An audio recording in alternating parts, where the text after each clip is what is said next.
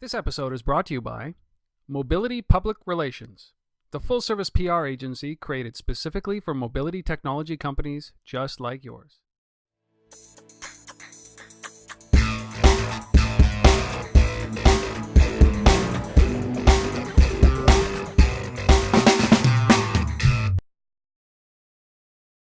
Hello, everybody. Welcome to Untether.tv, where we are sitting with mobile industry rock stars, and I got one here who's actually sitting in a Pete's. Tell me, Dennis, exactly where you are right now? So I'm sitting in a Pete's Coffee in a town called Orinda. It's about 15 minutes east of San Francisco. So, surrounded by trees, it's very lush, really, very area. Well, I'm so happy for you because Yes. we've hit fall season here in Ottawa, and it got cold very quickly. So I don't want to. Oh. So Dennis Mink, you're the co-founder, CEO, I would say chief evangelist of a company called Foot Feed. Thanks for coming on and sharing your story. Yeah, my pleasure. Thank you for inviting me. Well, we're going to see if we can get this. This would be a first. I was saying that it just seems that there's more bandwidth there than some of the other companies that I've actually worked with in California. So hopefully we can get through this interview. It'll be the first time. Yeah, it's the bandwidth is pretty good here, so we'll see. Okay. So why don't you get into it? Tell me a little bit about what Foot Feed is. I think it's a great service. I'm a victim of trying to decide between Foursquare, Gowalla, Places, and all the other ones like Brightkite. So why don't you just tell us a little bit about what Foot Feed does? So I moved up to the Bay Area, the San Francisco Bay Area last fall from Los Angeles, and I got hooked on using these check-in services. I ended up meeting up with an engineer, and he too, we were both really hooked on them. And we decided we wanted to actually initially build for ourselves a multi-check-in application that allowed us to check into all these different networks at the same time. And so we started working on this thing come January. I see a little flickering. Yeah. We started working on this thing come January. It's been we've built our own check-in network that sits on top of all the other major check-in services, including Brightkite, Foursquare, Gowalla, and we've now integrated Google Attitude, of course Facebook, soon Facebook Places, and Twitter as well. Yeah. And so with this one application that we've developed is for iPhone right now. We have an Android build that we're working on currently, as well as a build for Symbian Nokia devices. And basically, you can use it to check into all these networks at the same time. So it's that straightforward. But you know what? I mean, coming from, I started using Foursquare before Foursquare was had a mass adoption, and then I jumped over to Gowalla, and I was straddling both of them. So I would check in with Foursquare, and then go and check in with Gowalla, and then now Places has come out in Canada. Yep. So you end up kind of checking in on three networks, and this really solves that issue. Is it that simple?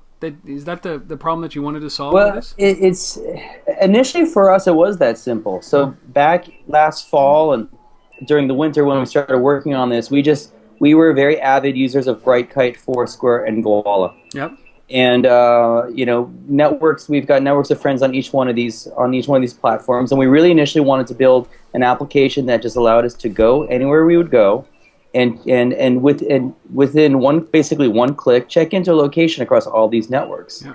And so that's what we set out to build. Now, a lot's happened, since we initially set out to build this. Number one, people have been using these networks to find places to go, get tips and ideas, recommendations on what to eat, what to purchase. And so with this new app that we're building, we're now aggregating all of this location-based content that's being generated across all the networks into this new application that we're launching. The other thing that's happened is, especially driven by Foursquare, you've got a whole variety of companies that have started to offer check-in deals and check-in rewards, and we're aggregating all of those as well now into this new Foot Feed application. So now you can use the app not just to check into all these networks at the same time, but to actually find all the check-in deals and rewards that are available, as well as use it as a way of discovering places to go, things to eat, and so on. So how, it's very interesting that you're doing this, because we've often talked about, I have often wondered about that concept that a deal may appear in Foursquare. A deal Yes. may appear in any of the other check-in technologies. Yep. More specifically, something like Yelp, right? Yeah. Or couponing like Yowza. Yes. That kind of Yes. stuff. But I Yeah. don't want to check 19 different applications to see what's around me that I get a deal at. So Or not only do you not want to use multiple apps to look for deals, but you also want to be able just to find them easily. yeah, So what I find with Foursquare is, I'll go out and then I'll, I don't really open up the app that much these days, but because I use FootFeed. But let's say I'll go out and I'll open up the Foursquare application. It'll show me, like, when I go to check in a location, it'll show me if there's a deal at that location or if there's a deal nearby. yeah. But more often than not, what I'm looking for is I actually want to see all the deals that are near me and use that as a way of making a decision of where I actually might want to go. Yep. And so what we're doing is we're pulling all the deals from wherever we can find them from. We're aggregating them, and we're letting you actually just like show me check-in deals nearby. You can search for them. So if you specifically want to go grab a coffee or get a drink or something, you're making a decision like let's go to a pub or a bar somewhere, you can actually search for beer, and you'll find all the locations near you that have some sort of beer-related deal. So it's not like you have to go to the location and then you see where there's something available. You can actually get a whole list or a search by the kind of deal that you're looking for, or even location to find check-in deals. It's funny because there always has to be a reason. What are you drinking there? Just out of curiosity. Iced coffee. Nice. Okay. Thanks for asking. See, the difference between San Francisco and Ottawa is that I'm drinking warm coffee. You're drinking iced coffee, right? So. Well, it's about just to give you an idea, we're having a little heat wave here in California, and outside right now where I am, it is about 98 degrees Fahrenheit. So it's about 48 degrees Fahrenheit where I am right now. So that's a big swing. Yes, here you go. Yeah. 95 degrees. So get used to it when you go to New York this week, because it's in between, right? It's like, good. It's I'm like a 60 degree. I'm a 60 degrees kind of guy. Well, San Francisco's good for that. But so, I'm really interested at this because when I started using Foursquare, the novelty wore off very quickly. And then they started adding value to this, right? Which was specials nearby and all of these things. Yes. And I was really impressed. I'm moderating this panel at the Location-Based Marketing Summit. Oh, cool. With VaynerMedia. So Sam Taggart from VaynerMedia did this great thing with Goala around the New Jersey Nets, that they placed tickets, in a 75-mile radius around the Izod Center. And I thought, okay, now I start to see some real value in location-based services and check-in technology. The challenge that I have now is that those are commodities now, right? They have to change their business model because checking in a location is now no longer, who gives a crap, right? Yes. It's that value. So I always say that I have a problem giving up my postal code or my zip code if I don't get anything in return at a store, right? They're collecting data from me. What's my return? Yeah. So all of this to say, you bring all that, and then you add something like FootFeed as a value layer on top of all of those services. What value now does Goala and Foursquare? How do they compete in this space? I know you're leveraging their data, but at what point do they realize that wait a second, you don't need this technology to check in? And is a service like yours disruptive to theirs? Does that make sense? It does make sense. It's a good question.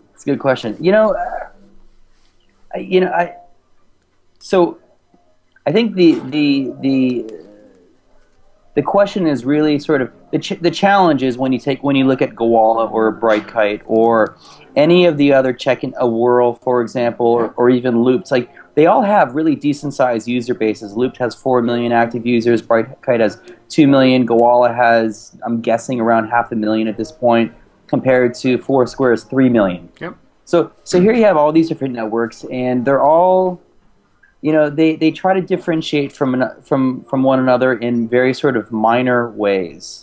I think the challenge, as I see it, is really going to be for the Goalas and the Whirls of the world to differentiate themselves from each other? Foursquare, Yep. And maybe we'll see, and maybe from Facebook as well. Yep. I don't really know how to answer your question. I mean, what I do know is you know they have their own path. They have their own path and their own goals that they're trying to achieve. As long as they have a thriving network, what we want to do is we want to be able to aggregate the best across all these networks into a single user experience, a single application, and you know, so you're not limited to getting the best of only one or two different networks. You know, this is beyond the ability just to check into all of them at the same time. Yeah, well, and that's what I'm saying, is that maybe it started off, it was an inconvenience to load all these different applications and check into them. But yeah. Really, I look for these companies like Top Guest. It's based out of New York as well. Yeah, sure. These companies are now taking this base level, which is the check-in and you know, the location metadata, and adding a really important layer on top that's valuable to companies in a different way than just offering specials and coupons. Because I don't believe that the future of location-based services is coupons. Right, right. There's something else, right? Yeah, I would agree. And, you know, Top Guest, it's interesting that you mention it, because there is about 4 companies that I know of, at least, that we've been talking, or some of which we've been talking to and are working on developing partnerships with, that are now developing services that are ancillary to these check-in networks. So you've got Top Guest, which, as you know, it's go to one of these 3 or 4 different hotels, check in with any network. Yep. The experience is not like, you don't see any Top Guest experience when you use the app. It's just, you know, connecting your accounts to the Top Guest website, and then you're accruing points that you can then redeem for rewards. So you've got them doing that. You've got GeoToco out of Canada. We've been talking to them. Yep. Basically, they've created a website where businesses can go to create, you know, merchants can go to create location-based rewards. So go to my business, my store, check in with any Bright Kite, Foursquare, Koala, Loop, Yelp. They don't care. Doesn't matter. And then you'll earn points that you can then redeem for rewards, you know, from those local merchants. And then there's another one down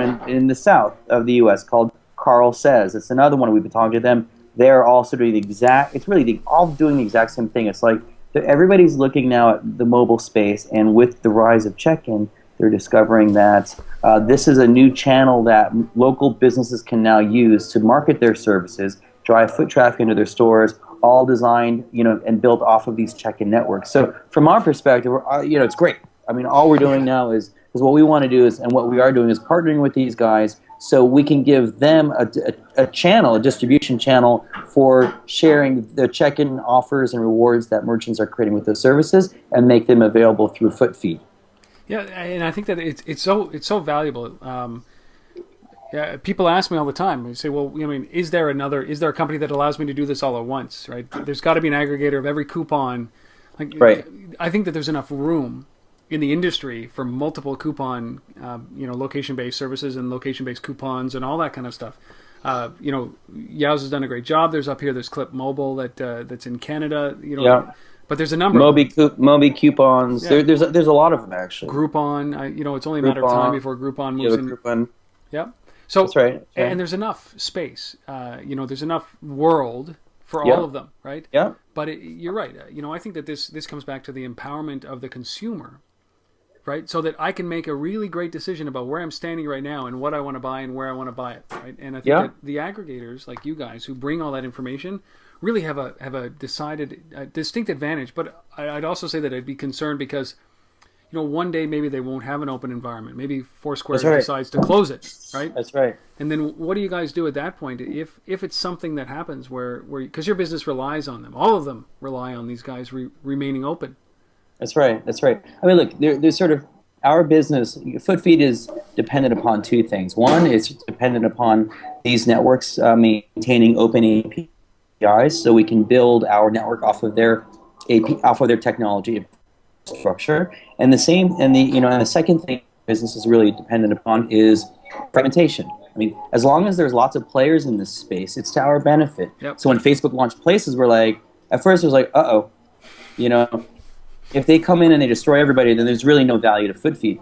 What's happened, you know, they haven't announced any numbers or anything, but certainly on the surface, what's happened is they've only fueled the growth of the other players. And so, and while they continue to keep their application experience really simple, really dummied down, really uninteresting, it only helps fuel the growth of the other players, which is all to our benefit. But, you know, I mean, we've had this conversation. Well, what if Foursquare says we're going to cut you off, or we no longer think it makes sense to have an open environment? Well, then, if and when that happens, hopefully we are far enough along with our business, having evolved it in some way that it really doesn't have much impact on us. Yeah. The truth of the matter, though, is this: Foursquare, their whole strategy has been to build a whole ecosystem around their product, and they've done it very successfully. They did it way more successfully than Gowalla. I personally think that this is one of the reasons why Gowalla really started to lose that war. Is that, I mean, we, as a developer using Gowalla's API, we experienced firsthand that they were not, up until recently, they really were not putting, enough resources into it, enough bodies into supporting us, as developers to really want to work with their technology. And Foursquare, they were there all along. I mean, you go to their developer groups, it was massive compared to Gowalla. They were supporting us and promoting us in all sorts of different ways. And so it's hard to imagine that Foursquare would suddenly decide, we're going to change our business so radically. There's no reason to, because it just simply works. Yeah, and I think that you're right, and it just shows you how important, if you're developing product, how important it is to engage with the developer community and embrace them, right? Because you create lifelong partners that way.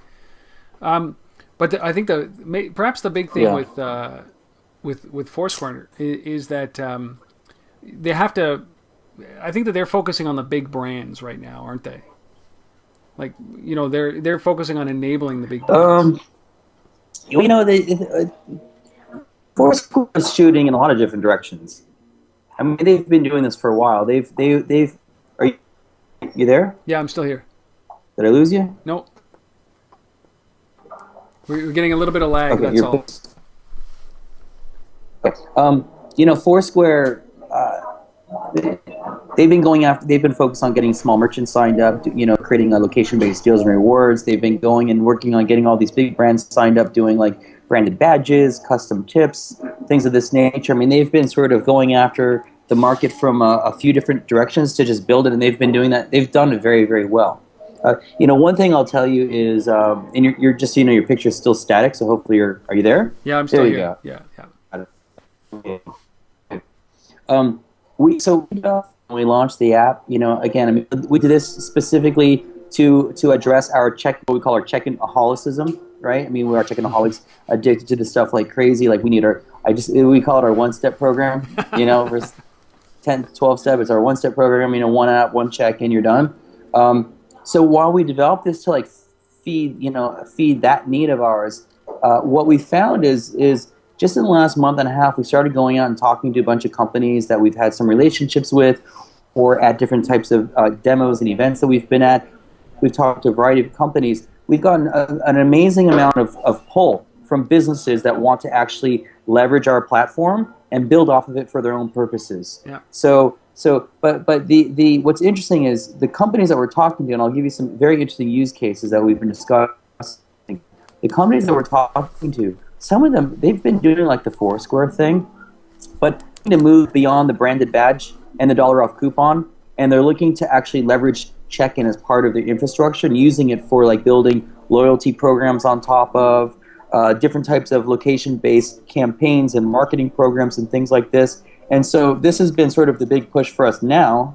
It's like, at some point we get into like, as part of our revenue model, we are now, we're providing a white label location-based multi-check-in platform to companies that want to build on top of it. So let me get there's another layer on top of you guys. So you're building on top of all of these players, and then the value that you're creating now you're basically being sandwiched because you're building on top of you guys. Yes. Wow. And then it's very interesting, right? Yeah. So for example, here I'll give some. I can only share so much, right? Yeah. But so for example, at demo a week and a half ago, where we're at, LG Electronics, based in Korea, they came to us. They said it was very interesting. In Korea, there is now a Korean check-in network. Very small, right? Nobody owns the space out there. Nobody owns the space in Asia or Europe. Really, I mean, it's just in the U.S. that this activity's been going on. So what they were interested in doing is, they were interested in the idea of building a LG-branded multi-check-in network that they would install on all these LG phones. Okay? And they can roll it out. They can own it, right? and they would leverage their check-in platform would basically be a white label version of FootFeed that then is sitting on top of the other networks, right? So, but it would be very, very simple. Other examples, we've been talking to navigation companies, who have map software and so on, and so we've been talking to them about the idea of what they are interested in is the idea of you use a map software to you arrive at your destination and asks you, oh, would you like to check in? Yeah. And you're like, oh, I'm a organizer. I've got or a Facebook, and I'm able to check in right then and through the navigation software, and then you then have access to all the local deals, all the local check-in deals and rewards that you can earn for checking in and around. So it's just another. We've been talking to, and I can't get into too many details, but what I can tell you is we have about 24 companies that are in our pipeline right now in different stages of discussions about utilizing our platform for some really, really interesting things. The one other area that's also part of this is so I come from LA. I mean, I lived in LA the last 11 years. I built 2 digital marketing agencies down there. I worked with a lot of large consumer friendly brands. So from providing digital marketing services. So now we're going back and we're talking to some of these brands, and we're talking to a number of social media / digital marketing agencies who we've been meeting. We're not even really proactively going out. They're coming to us because they saw us at an event or something, and they're coming to us saying, we've got all these clients. They've been asking. They want to do some sort of location-based mobile marketing campaign of some sort. They want some people talk about wanting to do location-based games, instant win type promotions. Check in. We're going to give away 10,000 candy bars at all these, at their partner vendors. Go there, check in with, any network and so on. So we're having a lot of these conversations now. And these are some of the ways that a lot of these brands are looking to leverage this platform. Again, moving beyond the branded badge that you can unlock and off coupons you get at a Starbucks. So that's why I'm coming to New York, is to basically that have this control. Well, I think you're that's there's not a company in the world, I think, and maybe I'm stretching it, but they cannot benefit from using some of these services one way or another. Is that right? Yeah. Yeah. Yeah. I mean, I think so. There's some. It's the obvious is there's really sort of two layers to it. The one is if you have a local business, if you have a local business and actually has a physical presence, then there's just an immediate opportunity to leverage these types of networks to get people in store. And for the first time in history, we actually have the ability to go someplace and let people know that you are at this location right now and share your thoughts, earn rewards, whatever that might be, at that location, and be able to broadcast it in a very meaningful way across the internet. You can do that right now, never before in history. So you go, wow, that's it's revolutionary, and it's just scratching the surface at this point. And then you've got companies that make products that are sold in stores. They too can benefit from this by getting a bit more innovative in the kind of programs that they're going to do. This is an example I love to use. This is my a use case that I will be pursuing at some point. So one of my clients, that was the coffee grinder. Okay. Heard that. Yeah. All right. I worked for a number of years with all these Nestle confection brands, Baby Ruth, Butterfinger, Nestle Crunch bars, right? And just I love this. So Baby Ruth is very well, it's well known as being associated with Major League Baseball, right? Yep. Traditionally, it has a very strong association, and it's a small brand, small budget, but a couple of years back, they said we really need to tie in again with Major League Baseball. So they took the majority of their advertising budget, because it's small, and they spent it on that Major League Baseball sponsorship. And that allowed them to get into the stadium, have some kind of presence in stadium throughout the season and do a little bit of promotional activity, but not a ton, okay? So you think about this, right? So you go to a baseball stadium, and everything there is really tightly controlled by Major League Baseball. and they're probably going to hate me for sharing this kind of stuff, right? Really, really tightly controlled. If you want in that stadium, you're going to spend $1 gazillion to get in, and then they're going to, they're put handcuffs on you and make sure that you do exactly what they tell you to do. Now, but think about this: everybody walks into that stadium, right? Everyone has this in their pocket. They have a phone. Major League Baseball doesn't own this, Right. Okay? So what you can do is you can create, imagine like a Baby Ruth application. And with this application, you get to a baseball game and you open it up and you check in. Now that you're at that game, now that you've checked in, we could do all sorts of things. We could do like baseball trivia games where you're playing against other people at the stadium for a chance to win prizes. You could create any kind of game or any kind of like promotional activity or game, like in stadium live event type programs that have nothing to do with Major League Baseball, right? Because they don't own that virtual real estate that sits above the stadium. They can't control it. They can't own it. So it's just for brands that want to be creative and want to like really do things that are innovative in ways that they haven't been able to do it before. Now you can actually do these things. And so I look at that and it's like, with my marketing background, I get very excited about it. I see a ton of opportunity, and this is just one of the areas that we're really looking to push some boundaries. It's interesting because I think that the major brands like MLB and a bunch of other guys are scrambling around here. We've seen some success with somebody like The Gap, who did this. I guess they did a Groupon, or they did a location-based Foursquare check-in, and they made a crap load of money. Yes, they did. But I wonder, do they?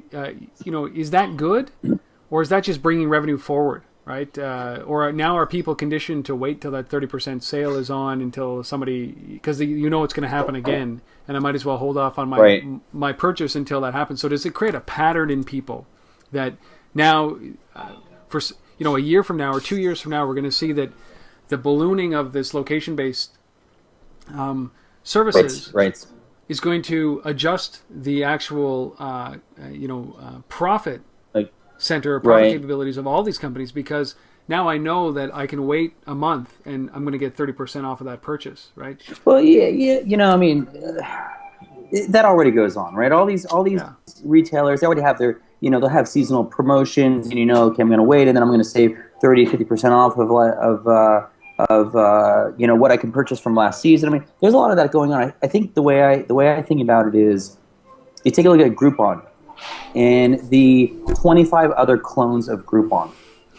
It all becomes noise. It's like, I don't want 25 emails a day pushing, in deals at all these individual services. And so you look at the Gap deal, and guess what? Gap goes in and they do this, they share the results, they talk at location-based marketing summits, all this kind of stuff. Now you're going to have about 100 other companies lined up to do the exact same thing. So when Gap comes around to wanting to do it again, it becomes noise, a lot of noise. And so, but with check-in based services, it's like, yeah, you could do those things, absolutely. But you can also use them to actually get people more engaged. It doesn't have to be a pure, a pure sort of point of purchase type program. It could be, let's leverage these services and start using it as a new social media channel. Use it to keep consumers purchasing in our store, purchasing our competitors. So there's a lot of different ways that you can use it. I think, I get it. Where I get excited is really, I get excited about all of it, no doubt. But doing these sort of point of purchase, like get promotional activities, drive as many people as we can into the store to make a purchase that day. That's great. It's a lot of the other things, though. I'm like, when I think about going to a live event, checking in, boom, like Foursquare, you check in, oh look, there's 50 other people here. Okay, now what? Now what? That's interesting. Yep. And right now no one's delivering on the now what. The night after a Major League Baseball game, while the game's going on, you can check in, and when you check in, it unlocks exclusive content that's available while you're at that game. I haven't seen it. In theory, it sounds definitely very interesting, but that's where I just see there's a ton of opportunity to innovate, and it's a great space for brands to play in. Well, I agree. If you can get engagement at that level, the MLB app allows you to check into multiple stadiums, but it really doesn't tie in. Like, what I love about what you're doing and what companies like yours are doing, which are leveraging the existing conversation that's going on instead of trying to create another one and adding to that noise, right? Yeah. Like, I think that's where the value is.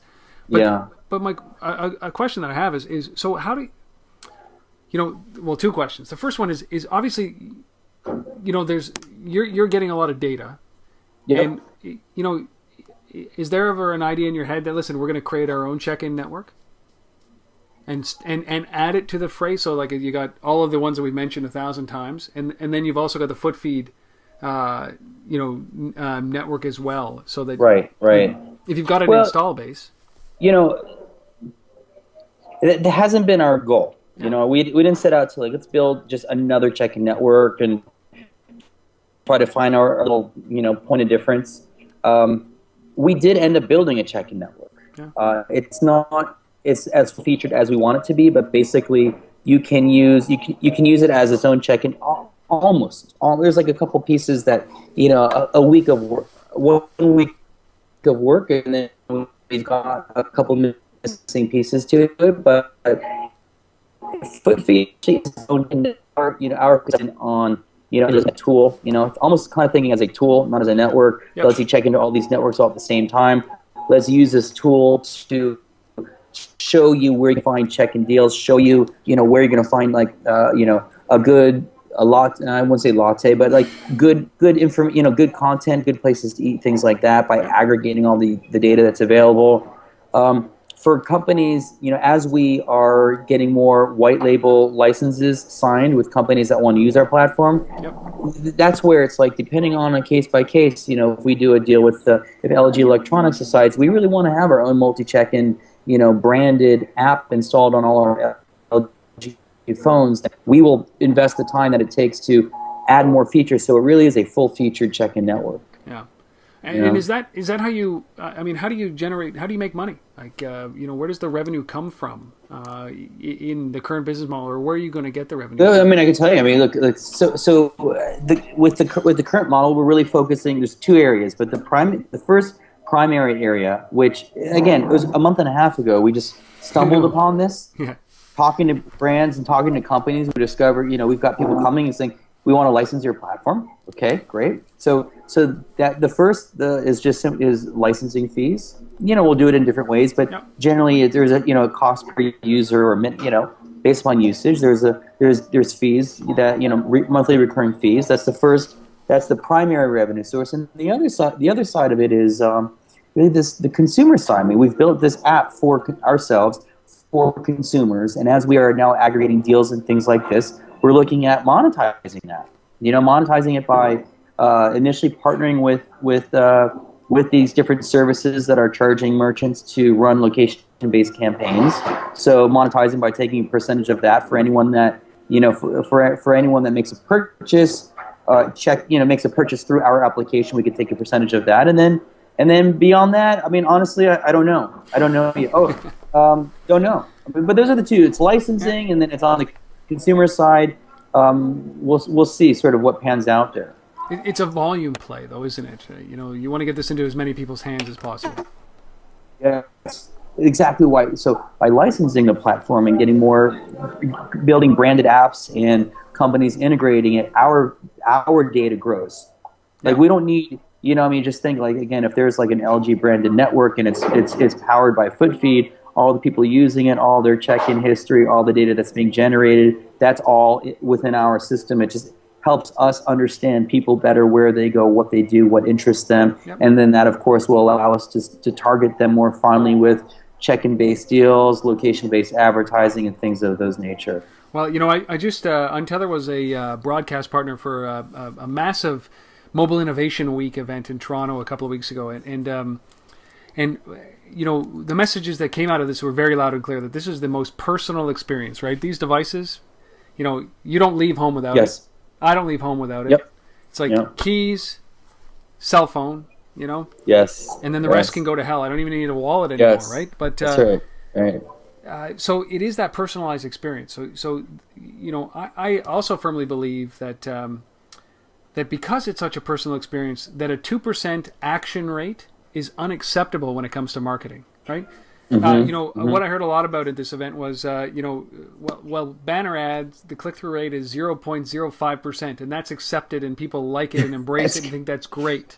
Yes. And I think that's terrible. And then they say, well, mobile delivers a 10 to 20x on that. And I say, still, 2%? Terrible too. That's terrible, especially if this is such a personal experience, right? Yeah. You should be able to be, you know what, honestly, a click per action or an action rate on this should be 100% because it should be tailored exactly to me.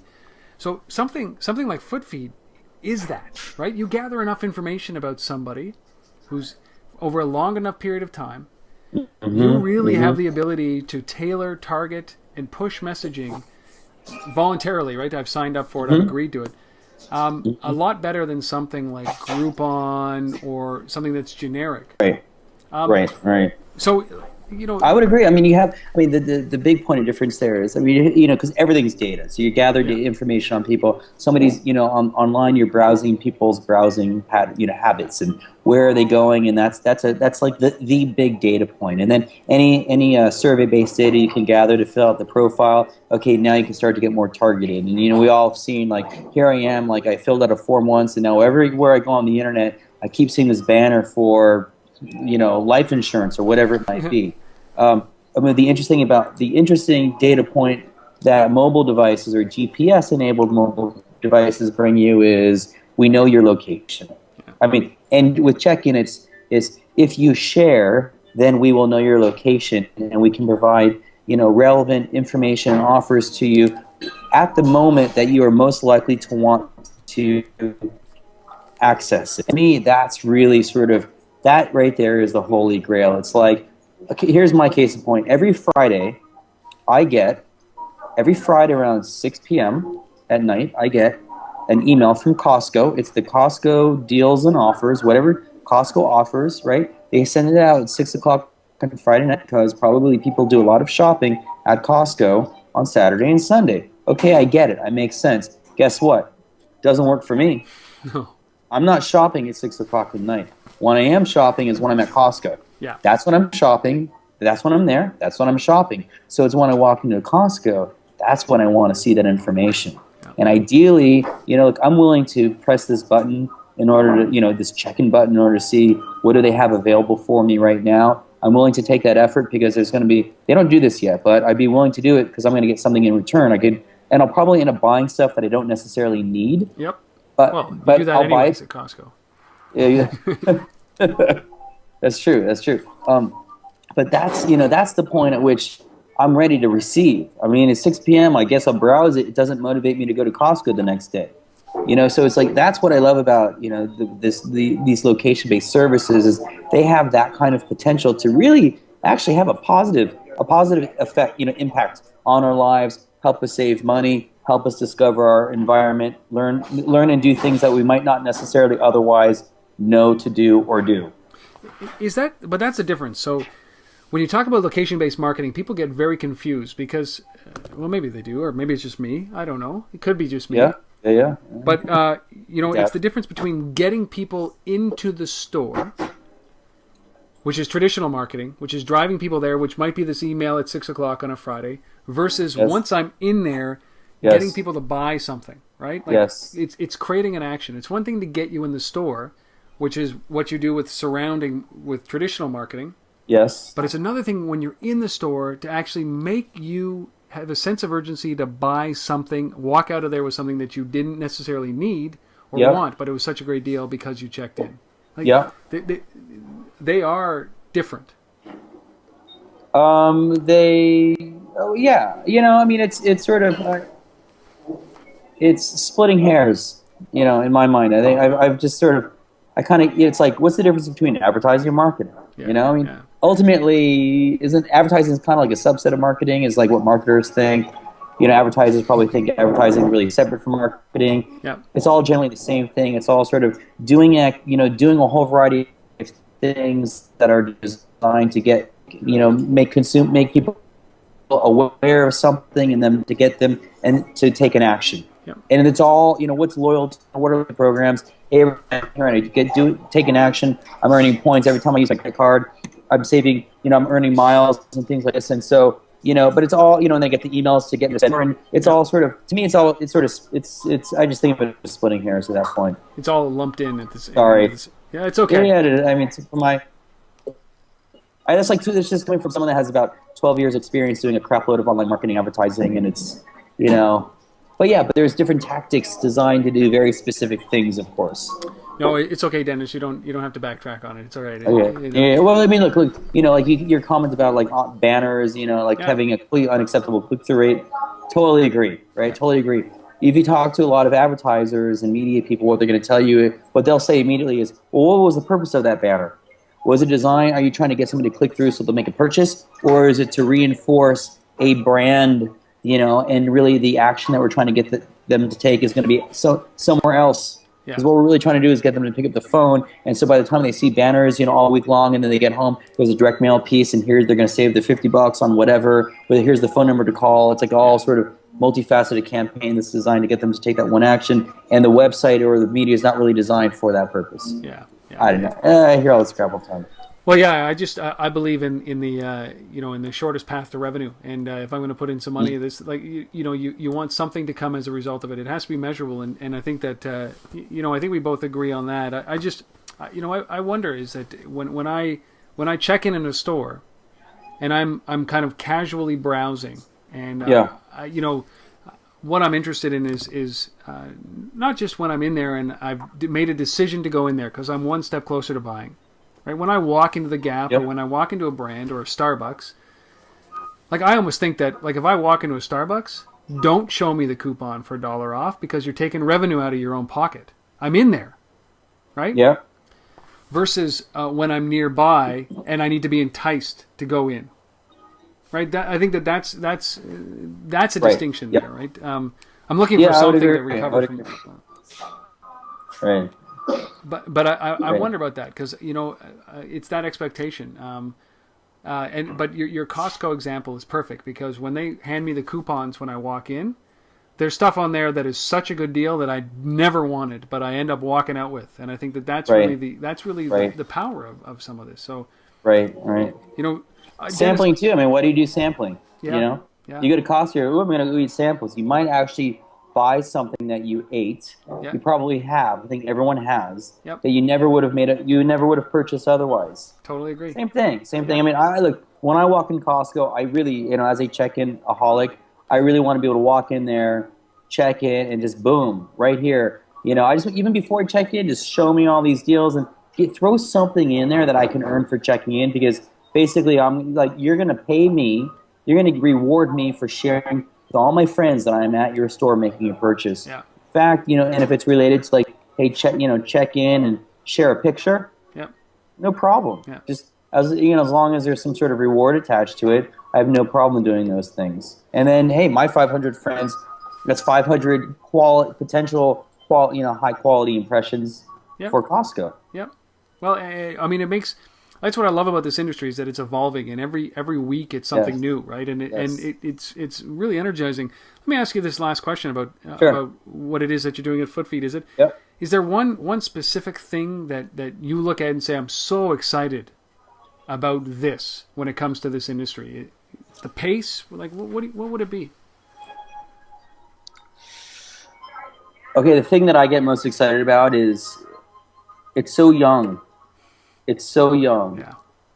There's so much room to innovate and just to do. It reminds me of the whole mobile space and location-based services, especially. It reminds me of 1995 when there was this thing called the internet that came out. And it's just like, it's like the sky was really the limit. So when I look at this space, like I'm like a lot of investors that are like, ooh, the check-in space is, there's too many players or what. It's just there's so much room to innovate and to build a successful business. And I feel like if you're smart and you have a lot of creativity, it would be very, very hard to fail in this space.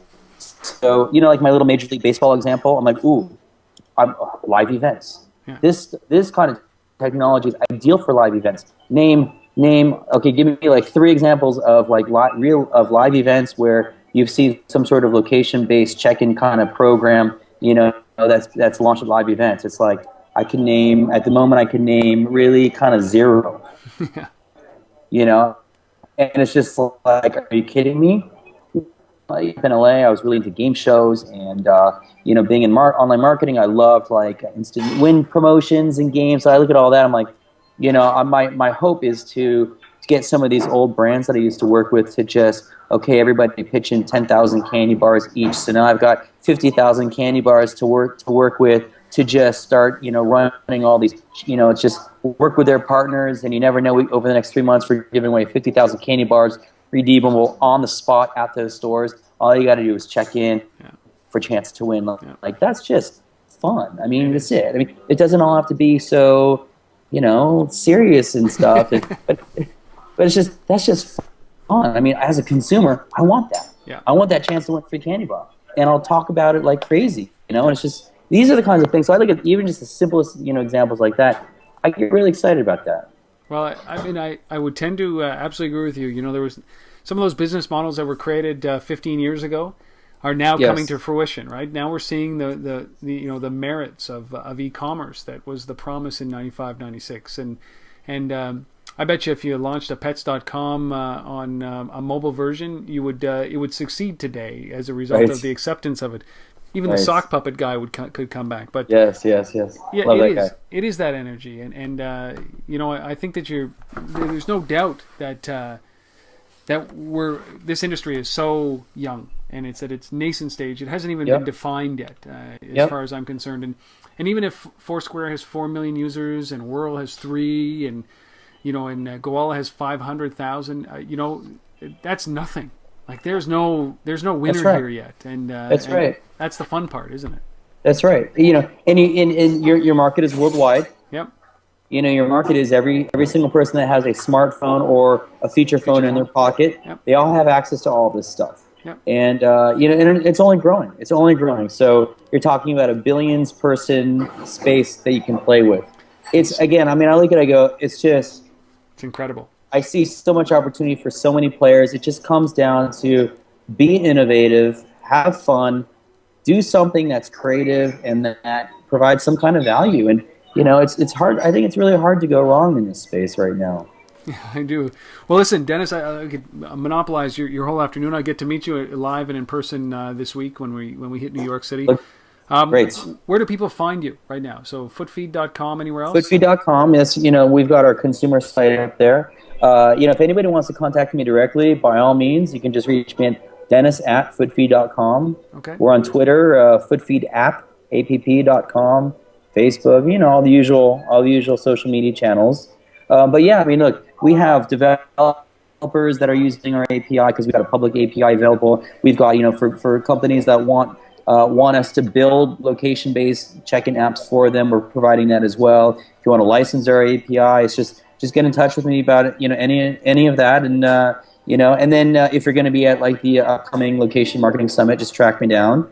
I mean, I'm going there. I want to meet people, have fun, and maybe do some business as well. Very good. Well, listen, Dennis, I really appreciate you coming on and talking so candidly about this industry that obviously there's a massive passion around. I see it when I talk to you, and I can't wait to see what FootFeed does next with the launch of the applications that are coming up. Yeah, appreciate it. Keep everybody informed about that, and head to footfeed.com and download the application and start playing around.